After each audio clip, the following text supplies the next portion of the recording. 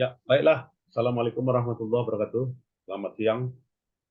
Kita lanjutkan kembali pada pertemuan ini, yaitu seminar teori akuntansi. Ya. Nah, pada chapter 6, ya pada pertemuan minggu lalu, ya dari apa ya, dari step PowerPoint-nya Degen ini, gitu ya. Ini berbicara mengenai positive accounting theory, gitu ya. Nah, jadi positive accounting theory di sini adalah eh, teori yang timbul ya seiring dengan kelemahan dari yang namanya normatif teori ya. Nah, kita ketahui bahwasanya teori normatif teori itu terdiri dari bagaimana keandalan ya informasi itu ditentukan ya dari present value ya dari nilai sekarang ya dan juga arus kas di masa yang akan datang ya. Maka yang namanya normatif teori tersebut ya itu melahirkan yang namanya konsep-konsep yang namanya historical cost gitu kan. Kemudian juga timbulnya current price counting gitu ya. Kemudian timbulnya general price level adjusted accounting gitu ya atau general price level accounting. Nah, itu semuanya adalah kemapanan dari yang namanya apa itu ya, yang namanya normatif teori yang pernah kita bahas di sebelumnya itu ya.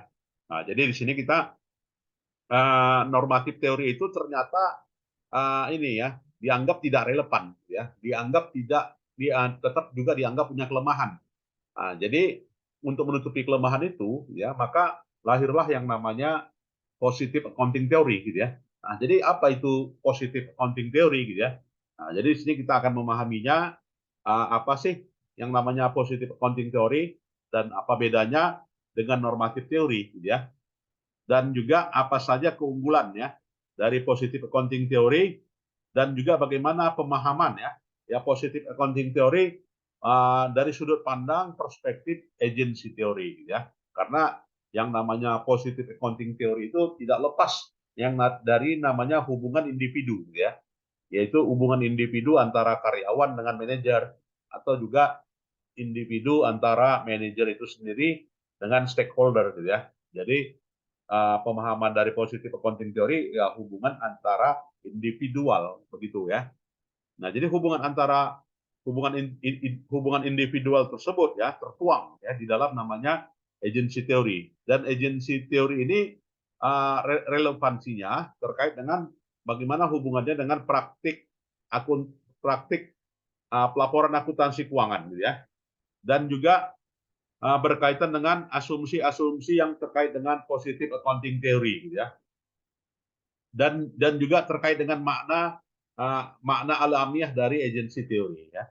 Kemudian juga kita memahami kedudukan dari apa ya kontrak-kontrak yang berhubungan yang ada di dalam suatu organisasi gitu ya. Ini mengacu semuanya pada kontraktual gitu ya. Dan juga pemahaman yang terkait dengan hal itu dihubungkan dengan pemahaman dari biaya organisasi gitu ya. Jadi semuanya tidak lepas dari yang namanya biaya organisasi pada satu organisasi gitu ya. Dan juga kita akan melihat ya bagaimana kebijakan akuntansi dipilih gitu ya oleh manajemen dan punya dampak ya dampaknya kepada efisiensi dan juga kepada motivasi gitu ya dan juga bagaimana mengidentifikasi alasan-alasan ilmiah yang namanya creative accounting ya dan juga menjelaskan yang namanya makna politikal ya makna biaya politik dan bagaimana akuntansi menggunakan atau juga mengurangi biaya-biaya yang berhubungan dengan biaya politik itu dalam prosesnya ya. Kemudian juga memahami bagaimana peranan akuntansi berdasarkan pada kompensasi manajemen ya yang diskemakan gitu ya. Yang dalam hal ini mengukur secara potensial yang ada pada satu organisasi dan juga memahami ya dan juga kita memahami bagaimana berdasarkan pada hubungan-hubungan dengan pihak pemberi hutang gitu ya, pihak juga manajer. Nah, di sini nantinya berhubungan dengan kebijakan akuntansi. Nah, sehingga kebijakan akuntansi itu ada yang alamiah dan ada yang dimanipulasi gitu ya. Dan juga berkaitan dengan uh, konsulat ya yang berhubungan dengan prosedur konservatisme akuntansi Jadi konservatisme akuntansi di sini menyediakan kecukupan ya mekanisme untuk meminimalkan biaya kontrak yang ada di dalam satu organisasi ya. Dan juga memahami bagaimana positive accounting theory itu dalam debat-debatnya ternyata juga punya kelemahan ya, ternyata juga punya ukuran gitu ya. Dan juga dapat bagaimana kita mengidentifikasi apa saja kelemahan-kelemahan dari positive accounting theory itu gitu ya, Bapak Ibu. Nah, jadi kita lihat opening isunya di sini ya. Jadi opening isunya berdasarkan pada kebijakan corporate management gitu ya, yang sering mengandalkan pada uh, yang berorientasi pada standar gitu ya, yang berorientasi pada standar. Nah, di mana standar itulah yang merupakan suatu ukuran kecukupan gitu ya. Jadi apabila sudah sesuai standar maka cukup gitu ya. Tetapi di tahun 2005, terutama pada perusahaan-perusahaan yang pada perusahaan di Australia yang mengadopsi sistem akuntansi yang baru gitu ya. Nah, ini ada masalah, terutama dalam hal penyelenggaraan intangible asset gitu ya. Kemudian juga berkaitan dengan apa ini ya? Berkaitan dengan penerapan IAS 38 gitu ya, yang berkaitan dengan intangible asset. Kemudian juga berkaitan dengan merek, hak dagang gitu kan, atau juga beberapa pengeluaran-pengeluaran lainnya. Nah, ini dikeluarkan ya, dikeluarkan dari posisi keuangan perusahaan gitu ya. Disebabkan karena tidak tahu gitu ya bagaimana penyajiannya gitu ya. Nah, sehingga perusahaan-perusahaan Australia pada masa lalu tersebut gitu ya, ini juga menyajikan atas aset dari pelaporan keuangannya ya. Nah, berdasarkan pada apa ya, secara signifikan, nah, penyajian tersebut berdampak, ya, berdampak terhadap posisi keuangan, di mana, ya, nilai aset yang dimiliki ada yang dikeluarkan, ya. Nah, sebelum diterapkannya standar akuntansi yang baru terkait dengan hal itu, maka pemerintah Australia tahun 2004, ya, melalui apanya ya, menyatakan bahwasanya ada sekitar 40 billion ya dari nilai dari keseluruh 180 perusahaan Australia ada yang tidak disajikan, yang berbicara mengenai yang namanya intangible tadi ya. Nah, sehingga standar di sini berargumen bahwasanya perkiraan tersebut ya apa ya, memahami secara realitas ya bagaimana menjawab dan juga menghasilkan yang merefleksikan dari kondisi ekonomi, dan juga dalam hal ini adalah banyak eksekutif perusahaan berusaha mengadopsi ya SP 138 yang ada di Australia tersebut. Nah, ini fenomena yang merupakan opening isu ya. Jadi isunya adalah isu uh, tidak optimalnya ya, tidak efisiennya ya berkaitan dengan intangible asset yang disajikan pada case perusahaan-perusahaan di Australia ya. Nah, jadi di sini dilatar belakangi bahwasanya berkaitan dengan penyajian laporan keuangan ya, termasuk di dalamnya adalah keinginan ya untuk menyajikan sesuai dengan regulasi ya, sesuai dengan di chapter 2 atau juga chapter 3 yang menjelaskan bahwasanya standar akuntansi keuangan ya itu bersandar ya pada teori normatif ya. Jadi teori normatif inilah secara spesifik yang menunjukkan bahwasanya penyajian laporan keuangan ya, dalam hal ini harus berdasarkan pada harga gitu ya. Perubahan harga atau juga berdasarkan pada perubahan nilai ya, arus kas ya, yang dalam hal ini berdampak secara menyeluruh terhadap laporan keuangan gitu ya. Nah, untuk itu positive accounting theory lahir gitu ya. Kenapa lahir ya? Karena dikatakan bahwasanya dalam normatif teori ya, terkait dengan hal itu penilaian ya terhadap nilai sekarang gitu ya, atau juga berdasarkan pada arus kas itu tidak banyak berimplikasi gitu ya, tidak banyak mendukung ya, tidak banyak mendukung secara menyeluruh terhadap pengambilan keputusan ya, terutama kalau misalnya keputusan itu di masa yang akan datang gitu ya. Maka lahirlah yang namanya positive accounting theory gitu ya. Jadi positive accounting theory di sini lebih luas lagi ya daripada normatif ya. Karena normatif tadi semuanya berdasarkan pada standarnya. tetapi bagaimana kondisi prediksi, ya, bagaimana kondisi di masa yang akan datang. Nah, tentu saja tidak tercover, ya. Nah, sehingga dengan hal itu positive accounting theory ini lebih luas lagi asumsinya, ya, lebih luas lagi asumsinya, kemudian lebih luas lagi literatur ekonominya, sehingga dapat menilai pasar, gitu ya, sehingga dapat menilai pasar dan juga menilai keefisienan, ya, secara individual, ya, dari beberapa hal-hal yang menarik. Jadi asumsinya adalah asumsi teori ekonomi, gitu ya, teori ekonomi di mana merefleksikan atau juga melakukan dukungan, ya, terhadap kondisi proyeksi di masa yang akan datang. Nah, sekarang kita mau melihatlah bagaimana positive accounting theory itu didefinisikan. Coba kita lihat menggunakan slide dulu, ya. Coba lihat. Oke.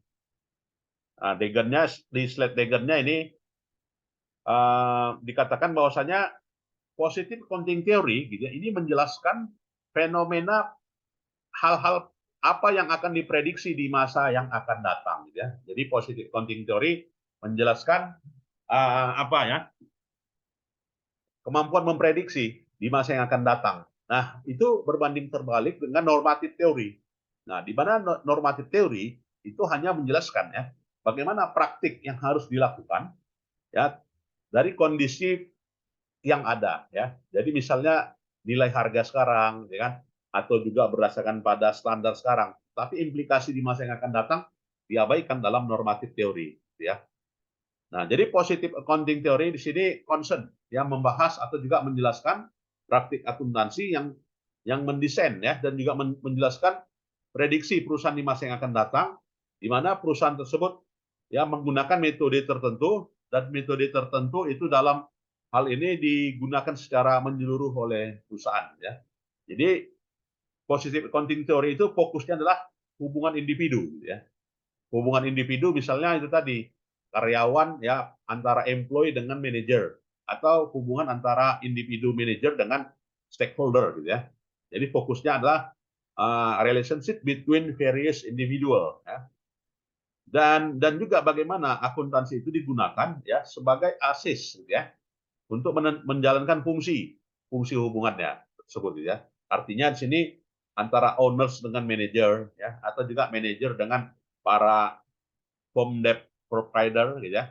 Nah, ini uh, scope dari penjelasan dari positive accounting theory. Jadi bukan hanya praktik teori praktik dari akuntansi itu dalam penyajian pelaporan keuangannya, tetapi hubungan hubungan yang nyata, gitu ya, antara individu dengan pihak yang lain, individu dengan individu atau individu dengan organisasi, tentu saja, ya. Itu ciri khas dari PAT, ya, positive accounting theory. Lantas asumsi yang mendasari dari positive accounting theory itu adalah tindakan individu, ya. Ya, bagaimana tindakan individu itu memacu, ya, memacu, dan juga suatu hal yang menarik, gitu ya, terkait dengan masalah kepentingan, ya. Jadi setiap orang itu melakukan sesuatu karena ada kepentingannya, ya. Will act in opportunistic, ya. Setiap individu itu akan bertindak sesuai dengan keinginannya. Misalnya apa tadi? Manajer, ya, ingin bertindak karena apa? Ya, karena ingin dianggap berprestasi, sudah menjalankan perusahaan dengan baik, ya. Pemegang saham, dia bertindak kenapa? Ya, bertindak supaya maksimalisasi dividen kepada pemegang saham. Para pemangku, para pendana, ya, atau juga pemberi hutang, yang itu bertindak agar supaya perspektif pembayarannya, ya, sesuai, ya. Nah, jadi sini adalah asumsi dari positive accounting theory adalah asumsi yang berkaitan dengan kepentingan individu, gitu ya. Jadi tidak berdasarkan pada semata-mata kepentingan perusahaan, ya, atau tidak semata-mata does not incorporate nation loyalty or morality. Nah, jadi semuanya pada opportunistic manner, ya. Jadi bukan pada loyalty atau juga morality, gitu, ya. Dan hal yang alamiah dari positive accounting theory itu artinya apa, gitu ya? Artinya berkembang tahun 60-an. Kenapa berkembang tahun 60-an? Ya karena normatif teori tadi, gitu kan, itu dianggap kaku, gitu ya. Nah, dianggap kaku, ya, sehingga positive accounting theory itu apa, yang menggantikan normatif teori. Nah, Tandanya bagaimana? Ya positif accounting theory itu berkembang. Ditandai dengan riset-risetnya tahun 70-an ya dan tahun 80-an di mana menghasilkan dengan memanfaatkan laporan keuangan pada perusahaan go public di Amerika ya. Yang dalam hal ini akan ada apa ya? Pengolahan analisa secara statistik secara menyeluruh ya. Nah, sehingga dalam hal ini positive accounting theory ini orientasinya adalah orientasi pasar ya. Ya karena tadi yang namanya pasar kan berdasarkan kepentingan ya. Ya sehingga hal yang alamiah dari positive accounting theory itu berorientasi pada pasar modal ya. Kenapa dia berorientasi pada pasar modal?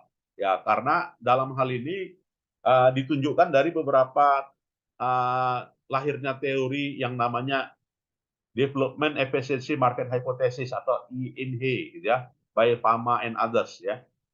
Di mana teori Fama menyatakan ya bahwasanya pasar modal itu akan bereaksi ya dalam kondisi efisien dan kondisi yang tidak bias apabila mendapatkan informasi yang mudah ya, informasi yang optimal didapatkannya. Maka itu dikatakan pasar modal yang efisien. Tidak sulit dapat informasi ya. Dan riset yang dilakukan oleh Ball and Brown tahun 1968 ya, di mana papernya menghasilkan kesimpulan yang di mana menunjukkan secara krusial ya, secara posial positif accounting teori itu bisa diterima. Kenapa demikian? Ya karena dengan kata lain reaksi harga saham itu dicerminkan dari laporan keuangan perusahaan. Jadi setiap yang dihasilkan oleh perusahaan maka bereaksi, maka berdampak terhadap apa? Harganya ya. Ya artinya menunjukkan apa? Kemampuan laporan keuangan itu punya nilai prediksi. Nah, ini ciri khas dari positive accounting theory ya, Bapak Ibu. Lantas dari positive accounting theory di sini bahwasanya harga yang berdasarkan pada apa ya security ya ini menyatakan bahwasanya present harga itu adalah nilai yang sekarang mencerminkan arus kas di masa yang akan datang ya. Jadi nggak main-main terhadap harga ya karena harga itu punya implikasi. Implikasinya adalah kepada kas di masa yang akan datang. Ini risetnya Ball and Brown ya. Maka dikatakan dengan Ball and Brown ini bapak dari positive accounting theory gitu ya, PAT. Jadi dengan kata lain positive accounting theory itu banyak mendukung ya atau pilar dari teori riset-riset kuantitatif gitu ya yang kita kenal selama ini. Jadi itu ya. Nah, Ball and Brown menemukan ya. Jadi ini atuknya dari riset kuantitatif ya. Jadi Ball and Brown menemukan bahwasanya setiap laba yang diumumkan berimplikasi terhadap apa? Terhadap harga sahamnya. Makin tinggi laba perusahaan, maka harga sahamnya tinggi. Gitu kan? Nah, jadi itu yang menemukan siapa? Ball and Brown ya. Nah, kalau riset-riset juga banyak ya yang mendukung hal itu. Jadi berdasarkan buktinya bahwasanya informasi yang dihasilkan dari informasi biaya historis ini bermanfaat ya ke pasar modal. Ini ya. Jadi dengan kata lain, walaupun sekarang ada buku yang menyatakan bahwasanya informasi laporan keuangan nggak pengaruh apa-apa gitu kan ke pasar modal. Tetapi di tahun 60-an sudah ditemukan bahwasanya informasi yang disajikan laporan keuangan berimplikasi pada harga saham gitu ya. Jadi harga sahamnya bisa besar, volume perdagangannya bisa tinggi karena apa? Karena laporan keuangan. Nah, itu ya. Dan literatur tidak dapat menjelaskan ya kenapa metode akuntansi dipilih. Nah, setiap pemilihan metode akuntansi berimplikasi. Misalnya apa?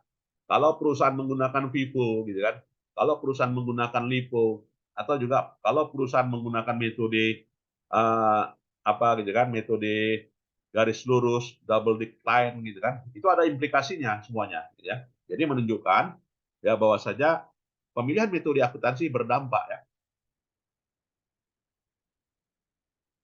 Ya, kemudian juga kita melihat ya, menjelaskan bagaimana pemilihan akuntansi itu ada yang terbaiknya dan ada yang tidak terbaiknya ya. Jadi difokuskan pada hubungan antara prinsipal dengan agent ya. Jadi informasi asimetrik itu dibuat dari apa ya? informasi asimetrik itu dibuat dari kondisi yang tidak pasti ya. Jadi biaya transaksi ya, biaya informasi. Nah, ini variabel yang besar ya. Makin tinggi biaya transaksi, makin tinggi biaya informasi, maka akan dapat menurunkan ya yang namanya asimetri informasi. Nah, ini juga riset-risetnya sudah banyak ya, Bapak Ibu. Ya, kemudian juga Jensen and Mackling ya tahun 76 ya. Jadi Jensen and Mackling menyatakan bahwasanya secara kontrak ya, hubungan antara prinsipal ya dengan agent gitu ya, itu ditandai dari apa ya? Terkait ditandai dari putusannya. Nah, jadi itu tadi ya. Jadi implikasinya uh, pada keputusan ya. Jadi agency teori itu ya peletak teori dasarnya adalah Jensen and Mackling ya. Jadi kalau Bapak Ibu nanti nyusun disertasi bicaranya adalah agency teori, maka Jensen and Mackling harus ada di dalamnya ya, harus ada Bapak Ibu bahas. Ya karena Jensen and Mackling inilah ya yang menunjukkan kebesaran ya hubungan keagenan itu gitu ya. Jadi hal-hal yang asumsi yang dapat menarik yang dilihat itu adalah maksimalisasi kesejahteraan ya. Nah ini jadi maksimalisasi kesejahteraan maka ditunjukkan dari harga, gitu ya. Jadi harga harus dilindungi gitu ya, atau harga harus dikendalikan lah ya dengan kata lain. Jadi dalam konteks di sini adalah terjadinya mekanisme kontraktual, ya mekanisme kontraktual antara nah, berkaitan dengan secara potensial berkaitan dengan hubungan antara agent dengan prinsipal ya, ditandai dari hubungan gaji misalnya. Jadi hubungan antara prinsipal dengan hubungan antara karyawan dengan manajer ditunjukkan dari gaji ya. Jadi loyalitas itu terbentuk dari salary katanya. Dan pihak agent di sini gitu ya, ini memiliki insentif ya untuk masuk kontrak tersebut dengan beberapa tindakan batasan ya. Dan agency cost gitu ya. Nah, ini selalu ada. Kalau implikasi dari hubungan antara individu dengan uh, individu tadi dengan antara individu satu dengan individu lain atau hubungan antara individu dengan perusahaan maka menimbulkan biaya ya. Nah, jadi biaya itu nggak terhindarkan sebenarnya. Nah, bicara biaya, maka biaya itu biaya keagenan katanya, biaya hubungan keagenan meliputi biaya monitoring ya. Kemudian biaya bonding ya, biaya residual. Nah, biaya monitoring berkaitan dengan memonitor ya bagaimana perilaku agent tadi. Nah, misalnya apa? Biaya audit. Nah, biaya audit itu adalah termasuk kategori monitoring cost. Bonding ya berkaitan dengan penyajian pelaporan keuangan. Residual berkaitan dengan biaya-biaya perilaku yang lainnya. Ya. Jadi dengan kata lain, ya peranan dari akuntansi dalam hubungan ini adalah apa ya? Meminimalisir biaya keagenan tadi gitu ya. Jadi ketika mekanisme monitoring dan mekanisme bonding dilakukan sebagai alat kontrol, maka kepentingan para agen itu bisa diminimalisir ya.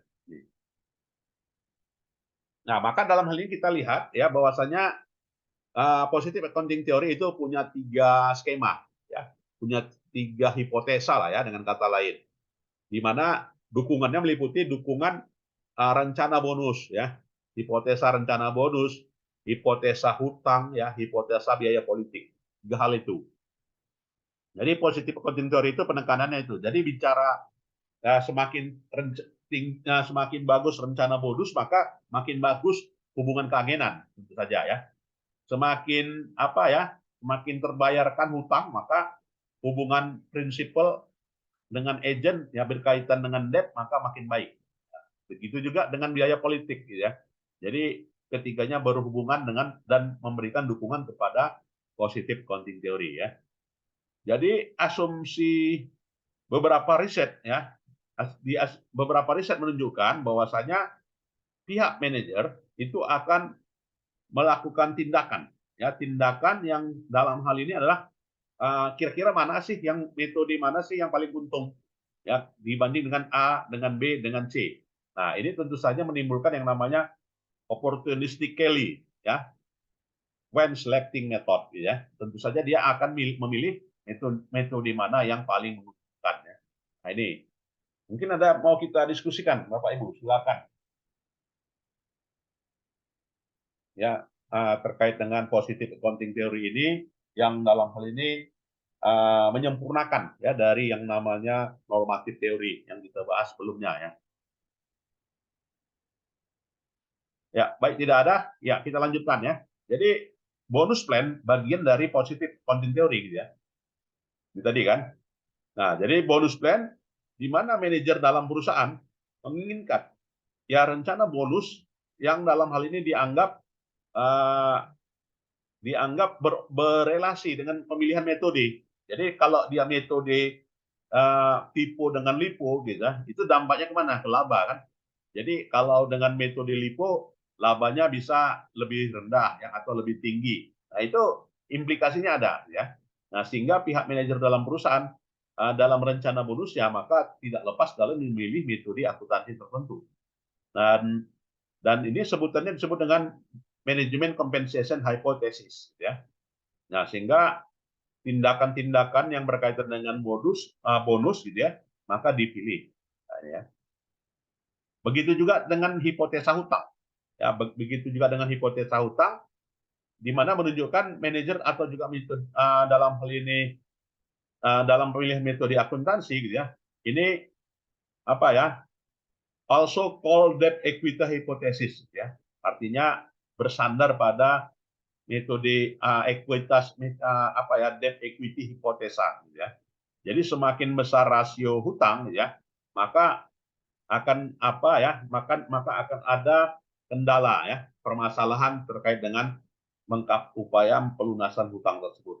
Maka nantinya akan menghasilkan biaya teknik yang ditimbulkan terkait dengan upaya pengurangan hutang, ya. Begitu juga dengan hipotesa political cost hypothesis, ya. Semakin besar perusahaan, ya, dibanding dengan perusahaan yang kecil lah, ya, maka pemilihan metode akuntansinya berdampak terhadap laba, ya. Nah, ini. Jadi ukuran perusahaan, makanya sekarang banyak variabel-variabel penelitian, ya, ukuran perusahaan itu berpengaruh terhadap return saham, ya, berpengaruh terhadap harga saham gitu kan. Ya, karena itu tadi, ya, ukuran perusahaan berdampak terhadap profit. Nah, kira-kira demikian, ya. Jadi untuk mengurangi pelaporan laba, maka dihipotesakan akan ada pengurangan, ya, terhadap berkaitan dengan apa ya, berkaitan dengan eksploitasi terhadap pihak-pihak lain, ya. Nah, jadi dengan kata lain, dalam penerapan positive accounting theory ini sudut pandangnya adalah sudut pandang efisiensi, gitu, ya, sudut pandang kepentingan, gitu, ya. Nah, jadi sudut pandang positif accounting theory dua hal ini, gitu, ya. Jadi sudut pandang keefisienan menyatakan ya bahwasanya mekanisme kontrak itu harus meminimalkan biaya keagenan dalam perusahaan. Ya, jadi harus meminimalkan hal itu.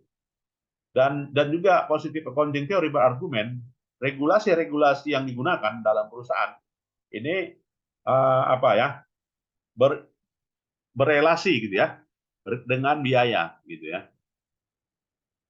Begitu juga perspektif kepentingan, ya, dinyatakan bahwasanya tindakan manajer gitu, ya, itu secara kontraktual itu ada dalam posisinya ada pada posisinya, ya. Jadi tidak memungkinkan apabila suatu kontrak di mana manajer itu akan mengambil tindakan yang maksimal, ya. Jadi tidak memungkinkan, ya. Ya, jadi di sini ya kapan memungkinkannya, ya, ketika ada kesempatan, ya, tertentu gitu, ya. Nah, artinya kontrak itu akan menyudutkan manajer. Jadi manajer itu akan bisa mengambil keuntungan yang bisa lebih apabila di luar kontrak, ya. Jadi ini dikatakan dengan ex post perspektif, gitu, ya. Nah, jadi kontrak itu disajikan oleh apa ya, owner biasanya, dan pihak manajer menerimanya. Jadi diasumsikan, gitu, ya, pihak owner, ya, ini menginginkan, ya, para manajer itu beraktivitas di bawah kendalinya selalu, ya. Nah, sehingga maksimalisasi laba terjadi gitu ya.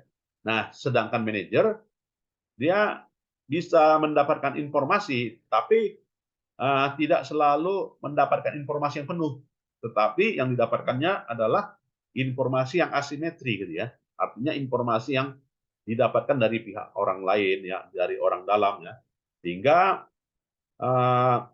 pihak manajer itu dapat apa ya, undertake activities beneficial to themselves ya, mendapatkan benefit yang lebih padanya ya. Nah, begitu juga bonus scheme gitu ya. Nah, jadi untuk itu lahirlah accounting based bonus scheme gitu ya, untuk mengatasi hal itu. Oke ya. Nah, jadi beberapa riset-riset berkaitan dengan bonus scheme itu dilakukan oleh Haley tahun 85 gitu ya. Loderen Martin tahun 87 gitu ya. Itu semuanya menunjukkan ya beberapa tindakan-tindakan pihak manajer ya, pihak internal manajemen ya, dalam mengoptimalisasi apa ya, mengoptimalisasi laba ya untuk kepentingannya, untuk opportunity-nya gitu ya. Oke ya.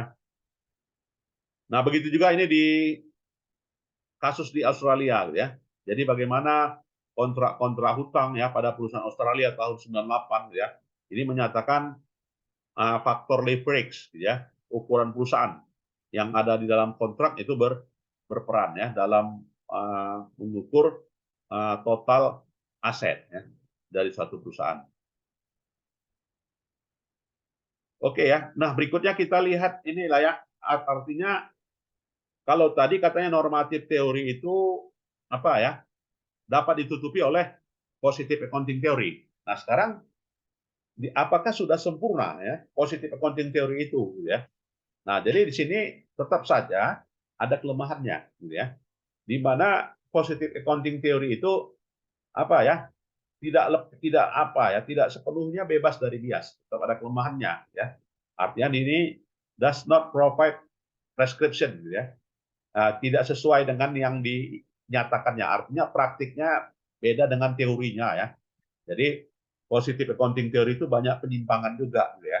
Tetap ada yang menggunakan normatif, nggak bisa kita menggunakan positive accounting theory itu 100% ya, meninggalkan normatif teori. Tetap ada kelemahannya juga ya.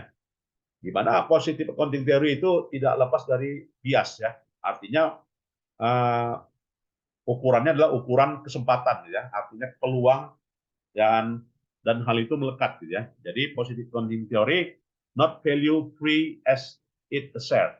Nah, jadi tidak bebas dari bias. Kemudian juga asumsi-asumsi terkait dengan tindakan gitu ya. Dalam hal ini yang berkaitan dengan negatif atau juga tindakan-tindakan negatif. Nah, itu terjadi juga ya di dalam positive accounting theory. Dan isu-isunya ini lebih besar lagi ya untuk dikembangkan ya. Dan juga dari sisi skala secara empiris riset gitu ya. Ini secara apa gitu ya? Secara spesifik itu tergambarkan ya. Ya artinya positive accounting theory itu tetap dikritisi orang juga ya.